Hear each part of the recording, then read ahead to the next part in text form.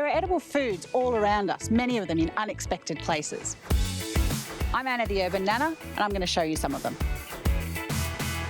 One of the first species that people tend to learn about when they start foraging is dandelion. It's actually a part of a pretty large family that has many different edible species in it, so it's good to know who's who. What we're looking at here is probably what you recognise as true dandelion. It tends to grow in a sort of rosette of leaves coming out from one central place, and it'll have one or many flowers coming out. Now, the way to tell it's a true dandelion is to have a look at the leaves. They're really strappy and they're quite tender, a bit like a lettuce leaf really. And they have these fairly sharply pointed lobes. And that's actually where the name dandelion comes from. It's from the French phrase dent de lion, the tooth of the lion. What we've got here is one of dandelion's cousins, and a lot of people do confuse it with dandelion because it has similar yellow flowers.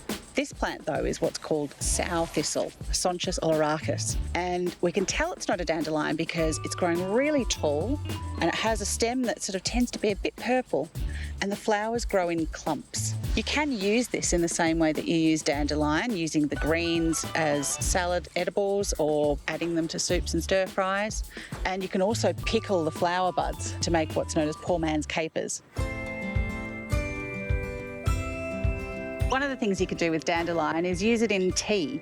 You can use them fresh or dried, and you can also add the dried roasted roots of the dandelion root into something like a forages tea blend, which is really nice to have when you're out foraging. But if you've got an absolute abundance of wild weedy greens, the best thing you can do is add a bit of oil, some nuts, and make it into a weedy green pesto. You can keep this in the fridge for months, or you can even freeze it in ice cube trays, and it'll last you all the way throughout the year. And you'll be catching and storing the energy and nutrition of those weeds to use whenever there's a bit of scarcity in your garden.